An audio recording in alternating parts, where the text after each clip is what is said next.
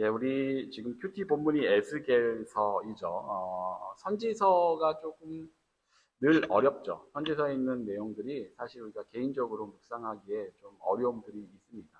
그래도 에스겔서가 제법 길다 보니 한참 진행을 하게 될 텐데 에스겔서를 통해서도 또 나름의 또 은혜를 누리실 수 있으시기를 바랍니다. 그 중에 오늘 본문은 이제 에스겔서 첫 장 첫 다섯 구절에 해당하죠. 에스겔서가 다른 성경들에 비해서 좀 시작 자체가 굉장히 좀 강렬하죠. 왜냐하면 이제 첫 이 1장에 환상이 나오기 때문에 그렇습니다. 에스겔이 하나님의 어떤 영광을 보는 그런 환상에서 이제 시작이 되죠. 그 환상이 시작되는 부분은 이제 3절부터 이야기를 해주고 있죠. 여호와의 말씀이 부시의 아들 제사장 나 에스겔에게 특별히 임하고 여호와의 권능이 내 위에 있으니라 하면서 4절 5절에 그 환상의 시작들을 이야기합니다. 내가 보니 북쪽에서부터 폭풍과 큰 구름이 오는데 그 속에서 불이 번쩍번쩍하여 빛이 그 사방에 비치며 그 불 가운데 단 새 같은 것이 나타나 보이고 그 속에서 네 생물의 형상이 나타나는데 그들의 모양이 이러하니 그들에게 사람의 형상이 있더라. 이렇게 시작을 한 이 환상에 대한 이야기가 1장 끝까지 이어집니다. 그 중에 그냥 두 구절, 시작하는 구절만 오늘 본문으로 거기까지만 삼은 것인데 1장 전체가 이 환상에 대한 이야기들을 쭉 설명하게 됩니다. 에스겔이 이제 보게 된 것은 여기서 이제 네 생물의 형상이다라고 이제 이야기를 하고 있죠. 저 북쪽 땅에서 뭐 폭풍과 큰 구름과 어떤 광채와 함께 빛나는 무언가가 나타나는데 그 광채, 그 빛나는 것 한가운데 네 생물의 형상이 이제 나타났다라고 이제 이후 구절에서 이야기를 합니다. 그리고 그들의 모습은 사람의 형상과 같았는데 얼굴도 각각 넷이 있고 날개도 각각 넷이 있다. 그러면서 이제 10절쯤 가면은 그 네 얼굴은 사람 얼굴, 사자 얼굴, 황소 얼굴, 독수리 얼굴이었다 이야기하고 11절에서는 두 날개는 위로 펴져 있고 두 날개는 몸을 또 가리고 있다. 13절 가면 그들이 마치 활활 불타는 어떤 횃불이나 숯 같았다 이런 이야기도 하게 되고 14절에서는 그들이 막 번개처럼 빠르게 다닌다 이런 이야기를 또 하고 15절 16절에서는 그들에게 가만히 보니 황옥 같은 바퀴가 있더라. 그리고 18절에서는 거기에 눈들이 가득 차 있었다. 그러면서 그들이 어떻게 이동하는지 이런 이야기들을 막 하다가 26절쯤 가게 되면 그들의 머리 위에 보좌의 형상이 있는데 그 보좌 형상 위에 사람의 모양과 같은 형상이 서 있더라. 그리고 거기서 사방으로 광채가 났다라고 이제 그렇게 묘사하는 내용이 1장 전체 끝까지 쭉 이제 이어져 가게 됩니다. 기묘한 형상이죠. 우리가 쉽게 뭐 이해할 수 있는, 쉽게 상상할 수 있는 그런 형상은 아닙니다. 이걸 그대로 뭐 묘사를 해서 그려놓은 게 인터넷에도 찾아보면 충분히 많이 나오는데, 사실 이게 뭔가 싶은 그런 형상들이 이제 등장을 하게 됩니다. 우리가 일반적으로 이해할 수 있는 그런 모습은 아닙니다. 에스겔이 본 이것은 그러면은 우리에게는 좀 굉장히 좀 생소하고 일반적이지 않은 그런 어떤 형상을 그가 보게 되는데 그가 본 이것은 무엇을 의미하는 걸까요? 아무래도 우리가 이제 1장을 쭉 읽어 내려가다 보면은 이제 짐작들을 할 수 있게 되겠지만 하나님의 영광의 형상이라고 표현을 하죠. 1절에서는 사실 이렇게 얘기를 하죠. 하나님의 모습이다라고 이야기를 하고 28절에서는 마지막 절 1장 이제 마지막에 해당하는 28절에서는 하나님 여호와의 영광의 형상의 모양이다라고 이제 표현을 해주고 있습니다. 그 사방 광채의 모양은 비 오는 날 구름에 있는 무지개 같으니 이는 여호와의 영광의 형상의 모양이라. 내가 보고 엎드려 말씀하는 이의 음성을 들으니라. 이렇게 하면서 이제 1장이 끝이 나게 되거든요. 그러니까 지금 이제 에스겔이 열심히 묘사했던 그 형상은 결국은 이제 하나님의 모습, 하나님의 영광의 형상, 하나님이 지금 에스겔 앞에 어떤 형상으로 현현하셨다, 나타나셨다라고 이제 볼 수 있는 것이죠. 환상의 내용이 아까 우리가 본 것처럼 이제 4절부터 쭉 시작해서 28절까지 이렇게 쭉 나오다 보니까 제법 길게 뭔가 자세하게 설명을 하고 있다 보니 우리가 읽어갈 때에 아무래도 이 형상이, 이 환상이 도대체 무엇인가, 무엇을 나타내고 있는 것인가에 초점을 맞추어서 좀 궁금해져 가게 되는 게 사실입니다. 그런데 사실 하나님의 영광의 형상이, 하나님의 모습이, 하나님의 현현이 왜 이런 모습으로 그에게 나타났는지 우리는 정확히 알 수는 없죠, 사실. 뭐 학자들이라고 해서 뭐 이 부분에 대해서 이거는 이거다라고 분명하게 얘기할 수는 없습니다. 그저 조금 유추는 하죠. 뭐 얼굴이 사람이고 사자이고 소이고 독수리다. 그리고 바퀴들이 있고 거기에 많은 눈들이 달려 있다. 그러면 여기에서 나타나는 그것들에 대한 특징들을 가지고 이런 것들을 이야기하려고 하는 거, 이런 것들을 보여주려고 하시나 보다라고 나름 유추들은 하지만 그것도 다 어떤 유추와 추측일 뿐이지 정확하게 알려면 이제 천국에 가봐야 알겠죠.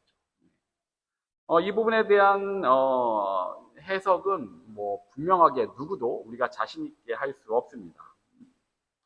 신학자들과 목회자들, 그래서 이런 환상을 막 정확하게 풀려고 그렇게 애쓰지 않습니다. 오히려 이걸 정확하게 풀려고 하는 이들은 따로 있죠. 보통 이단들이 이런 부분들을 정확하게 해석하려고 애를 씁니다. 신천지 가면 아주 정확하게 1대1로 매칭해서 설명을 해줍니다. 그런데 현혹되시면 절대 안 되고, 이렇게 우리가 충분히 이해할 수 있는 부분이 아니라면 그냥 주어진 정도 안에서 우리가 소화하는 것이 어떻게 보면 우리에게 더 유익할 수 있다고 볼 수 있습니다. 어쨌든 환상과 이런 하나님의 영광의 형상이라는 모양이 이런 식으로 쭉 묘사가 되다 보니 그쪽으로 좀 집중하게 되긴 하는데 이것은 에스겔이 직접 이야기한 것처럼 그가 지금 하나님을 만나는 상황입니다. 그리고 실제로 지금 이 1장에서 가장 중요한 것은 그가 지금 하나님을 뵀다라는 것, 이것 자체가 지금 굉장히 중요한 의미를 가집니다. 에스겔에게 하나님께서 자신의 영광을 보여주시면서 지금 그에게 나타나셨는데 이 사실 자체가 굉장히 중요합니다. 우리는 그냥 읽다 보면은 그냥 에스겔이 일상적인 어떤 평범한 상황 가운데서 하나님을 만나게 됐구나, 하나님이 나타나셨구나라고 생각하고 보게 되는데 지금 에스겔이 처한 상황이 그렇게 평범하고 일상적인 상황이 아닙니다. 지금 에스겔은 매우 좀 특별한 긍정적인 방향보단 부정적으로 좀 절박한 그런 상황 가운데 놓여 있는 상황입니다. 오늘 본문 1절, 2절에서 이렇게 말씀을 하고 있죠. 30째 해 넷째 달 초닷새에 내가 그발 강가 사로잡힌 자 중에 있을 때에 하늘이 열리며 하나님의 모습이 내게 보이니 2절에서 여호야긴 왕이 사로잡힌 지 5년 그달 초닷새라. 이때가 지금 1절에서 30째 해라고 이야기하면서 어디에 지금 있는지를 얘기하는데 그발 강가 사로잡힌 자 중에 있을 때라고 이야기를 합니다. 그러면서 2절에서 여호야긴 왕이 사로잡힌 지 5년 그달 초닷새라고 지금 이야기를 하고 있는 거죠. 여호야긴 왕은 남유다의 왕입니다. 그리고 그는 기원전 597년에 바벨론에 의해서 포로로 끌려가게 됩니다. 바벨론. 그발 강가는 3절에서 이렇게 이야기를 하죠. 갈대아 땅 그발 강가라고. 여기서 갈대아 땅은 바벨론 땅을 가리키는 말입니다. 그러니까 이 그발 강가는 바벨론에 있는 강가, 그발이라는 강가를 이야기하고 사로잡힌 자 중에라고 이야기한 것은 여호야긴 왕이 포로로 잡혀갈 때 함께 잡혀갔던 이들이 지내는 곳, 머물러 있는 곳, 어떤 형태로 머물러 있을지 우리가 정확하게 모르지만 포로로 끌려갔으니 좋은 처지는 분명히 아니겠죠. 그들이 그곳에 모여 있는 바로 그 그발 강가, 한마디로 포로로 잡혀가 있는 상황을 이야기하는 겁니다. 그러니까 에스겔은 이 여호야긴 왕이 잡혀갈 때 같이 잡혀간 인물입니다. 같이 포로로 끌려간 인물인 거예요. 그래서 2절에서 사로잡힌 지 5년 됐다라고 이야기하는 것은 597년에 사로잡혀 가서 지금 5년이 지난 이때라고 지금 이야기를 해주고 있는 겁니다. 시기가 지금 그 시기인 거예요. 그러니까 이제 BC 592년쯤 되는 상황인 것이겠죠. 1절에서 30째 해라고 이야기를 하고 있는데 이 30째 해라는 것은 일반적으로 이제 학자들이 에스겔의 나이로 봅니다. 에스겔의 나이가 이제 30살이 된 거예요. 30살이 된 그 해에 3절에서 자신을 소개할 때 부시의 아들 제사장 나 에스겔이라고 이야기를 하고 있거든요. 에스겔이 제사장 가문의 자식이었습니다. 제사장 가문의 자식이었다라는 것은 에스겔 역시 제사장이 될 사람이었다라는 거죠. 그리고 이스라엘의 제사장은 30살의 제사장으로 임명을 받는데 25살에서부터 25살이 되면 성전에서 생활을 하면서 훈련을 받습니다. 제사장 훈련을 받으면서 5년을 지내고 30살이 되었을 때 제사장으로 임명을 받고 제사장 활동을 시작하게 되는 것이거든요. 그런데 그 에스겔이 지금 30세이니까 5년 전에 여기 왔기 때문에 제사장으로서 받아야 할 그런 과정들을 전혀 받지 못한 상태에서 이 포로 생활을 지금 하고 있는 중이고, 여기서 만약에 본국에 있었다면 제사장이 됐을 그 나이 30세가 되었던 이 해에 하나님께서 그를 찾아와 주신 것입니다. 제사장이 되는 과정을 그가 이제 갖지 못했고, 또 이방 땅에서 제사장 직분을 당연히 이어갈 수도 없는 것이죠. 그렇기 때문이었을까요? 하나님께서 제사장이 되어야 할 그에게 30살이, 에스겔이 30살이 되는 그 해에 하나님께서 그를 찾아오셔서 이곳에서 제사장 역할은 아니지만 선지자로서 제사장처럼 하나님의 백성들과 하나님 사이를 매개하는 인물로 하나님께서 세우시는 것입니다. 이것이 지금 이제 에스겔서가 가지고 있는 기본적인 배경이에요.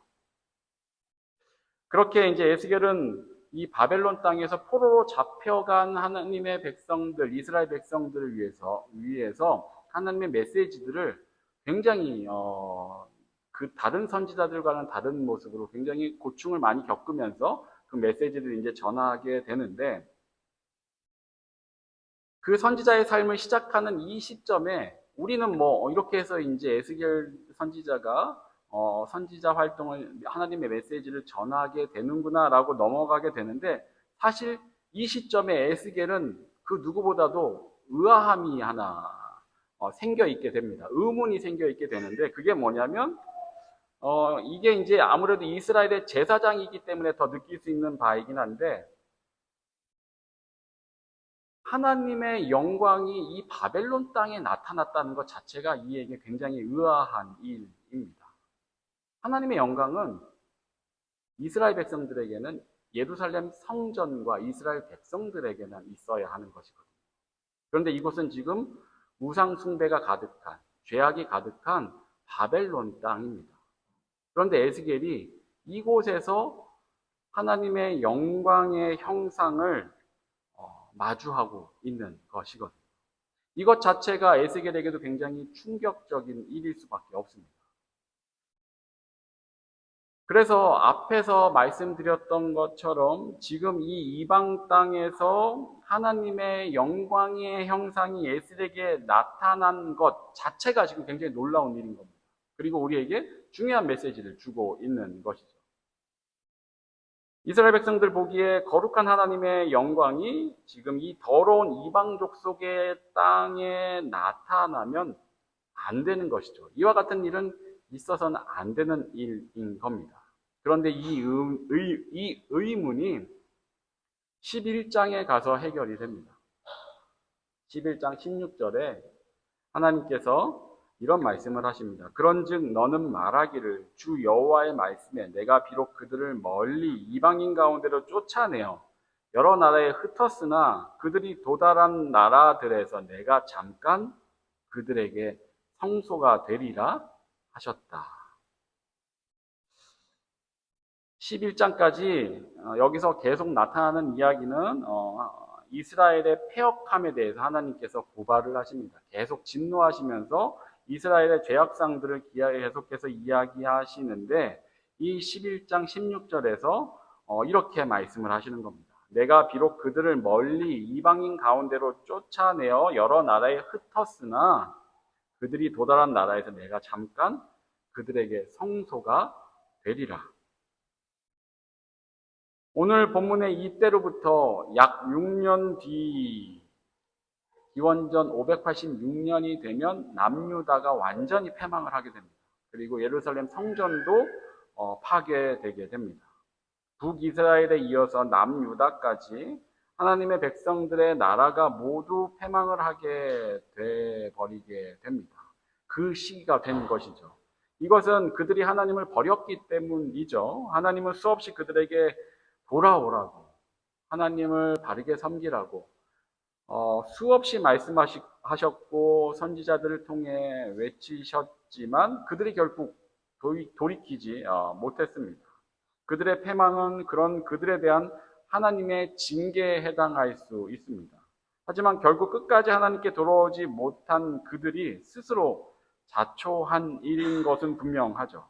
그런데 그들이 그러한 짓을 하여서 그러한 일을 당하게 된 것인데 그럼에도 불구하고 하나님은 그런 그들을 그냥 두지 않으신 것이죠. 그래서 오늘 본문에서 그들이 있는 이방 땅 바벨론에 직접 하나님께서 나타나 주고 계시는 겁니다. 그리고 말씀하시는 거죠. 비록 이렇게 이방 민족에게 너희들이 사로잡혀 가서 흩어져 있게 되었지만 성전이 없는 이곳에서 내가 잠시 너희들의 성소가 되어주겠다 라고 말씀하고 계신 겁니다. 이 메시지가 오늘 에스겔서 1장에 에스겔에게 바벨론 그발 강가에서 하나님이 나타나셨다는 것의 의미를 우리에게 잘 보여주고 있습니다. 이스라엘 백성은 자신들의 잘못으로 하나님께 벌을 받고 있는 중입니다. 우리가 하나님의 벌을 받는다라고 생각하면 하나님께서 마치 그 자녀들을 뭔가 궁지와 혹은 광야 같은 곳에 내던져버리시고 벌을 받고 다 벌을 받은 후에 돌아오게 할 것처럼 보이지만 하나님께서 그들에게 징계하시는 모습은 그와 같지 않다라는 것이죠. 그들이 처해 있는 이 이방 민족 땅에 이스라엘 백성 자체도 하나님이 그 가운데 하나님의 영광이 더러운 이방 민족들 가운데 나타나는 것을 상상할 수도 없는데 그런 그들 가운데 하나님이 직접 나타나시는 겁니다. 그리고 자신의 백성들이 있는 그곳에 함께 하시겠다고 현현해 주신 것이죠. 이것이 1장의 환상을 통해서 에스겔에게 장황하게 에스겔이 설명한 하나님의 현현, 그 가운데 우리가 분명히 기억하면 좋겠을, 우리가 꼭 기억해야만 할 그 메시지입니다.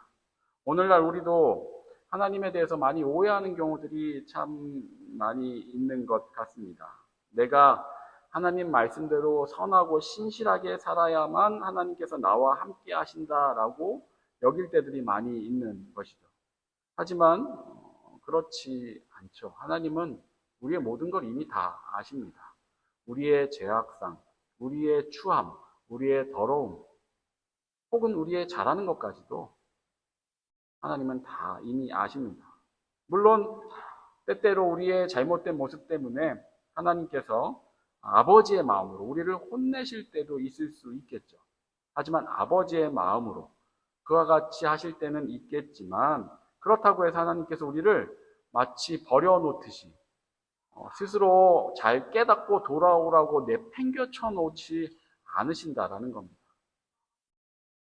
우리에게 어려움을 통해 혹은 하나님의 징계를 통해, 벌을 통해 무언가 우리가 새롭게 깨닫고 알아야 될 우리에게 조금 괴롭고 어려운 상황에 우리가 놓여지게 되더라도 하나님은 우리를 그냥 내팽겨쳐 놓지 않으시고 그 가운데도 우리와 함께 해주고 계신다라는 것이죠.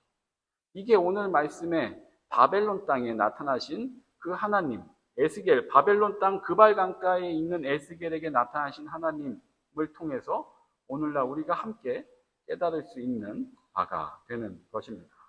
내가 아무리 추하고 더러운 곳에 있어도 하나님은 그곳에서 나와 함께 계십니다. 이방 땅이라고 해서 그들을 그냥 두지 않으신 것이죠. 성소를 잃어버린 그들에게 하나님이 직접 내가 성소가 되어주겠다라고 하시며 그들 가운데 거하시는 겁니다. 우리에게도 동일한 것이죠. 우리가 추하고 더러운 곳에 처박혀 있을 때에도, 절망이나 좌절, 괴로움과 고난과 무기력 가운데 빠져 있을 때도, 혹은 에스겔의 포로 생활처럼 어떤 낯선 곳, 괴로운 곳에 사로잡혀 있을 때에도 하나님은 늘 우리와 함께 해주고 계십니다. 그리고 나의 성소가 되어 주십니다. 그리고 우리를 다시 또 우상숭배에 빼앗기지 않으시려고 이전보다 더욱 확고한 열망으로 우리를 붙들어 주십니다. 그래서 예수 그리스도를 보내주신 것이죠. 우리 대신 십자가에 못 박히시게 하시고 우리 대신 그분이 죽게 되고 우리 대신 지옥에 내려가시게 되셨던 것이죠. 내가 가야 할 죽음과 지옥조차 하나님께서 직접 다 당하시고 경험하신 겁니다. 그런 분이 무엇이 더럽고 추하다고 우리를 떠나시겠습니까? 그러니 우리가 깨달아야 할 것은 그저 하나님의 그 놀라운 사랑, 우리를 향한 한없는 그 사랑, 우리가 생각하는 우리 한계를 뛰어넘는 우리가 어떤 상황에 얼마나 더럽고 추하든지 상관없이 언제나 우리와 함께 계신다라는 그 사랑을 우리가 깨닫고 그 사랑에 합당한 마음을 우리가 들여가는 것입니다. 참으로 어떤 상황에서도 나의 성서가 되어주시는 그 하나님, 그 하나님을 참 나의 하나님 아버지로 모시기 위해서 우리가 힘쓰고 애쓰는 그와 같은 신앙생활을 해 나가야 하는 것입니다. 징계를 위해서도 아니고 벌이 무서워서도 아니고 나를 향해 먼저 보여주신 그 한없는 사랑에 감사함으로 우리가 하나님께 우리의 마음을 다하여 그분을 사랑하고 경외하려고 애써야 하는 것입니다. 그것이 우리의 마땅한 도리가 될 것입니다.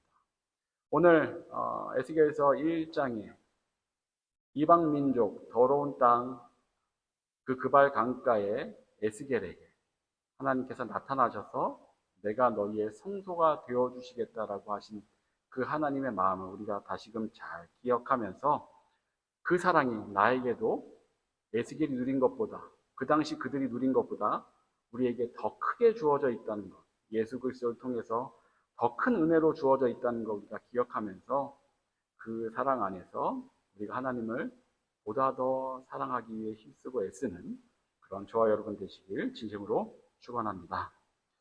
기도하겠습니다. 사랑과 은혜가 충만하신 하나님 아버지, 오늘도 우리가 주님 말씀 앞에 서게 하여 주시니 참으로 감사합니다. 자신들의 죄악으로 이방 족속에게 사로잡혀 성전을 잃고 포로 생활을 하는 그들을 위해서도 친히 찾아가 성소가 되어주신 하나님의 그 사랑을 우리가 잘 깨닫길 원합니다. 우리 역시 하나님 앞에서 한없이 추하고 더럽지만 그런 나를 위해 모든 것을 희생하신 예수 그리스도의 그 은혜 안에서 하나님은 늘 나의 성소가 되어주고 계심을 우리가 분명히 기억하며 살아가게 하여 주시옵소서. 그리하여 내 마음속이 시궁창처럼 더러울 때뿐만 아니라 전쟁터와 같고 지옥과 같을 때에도 여전히 내 안에 계신 그 하나님을 기억하면서 그 하나님 안에서 새 소망을 얻고 새 힘을 얻고 그 은혜에 합당한 발걸음을 내딛어가는 그런 우리 모두가 되게 하여 주시옵소서. 감사를 드리며 예수 그리스도 이름으로 기도합니다. 아멘.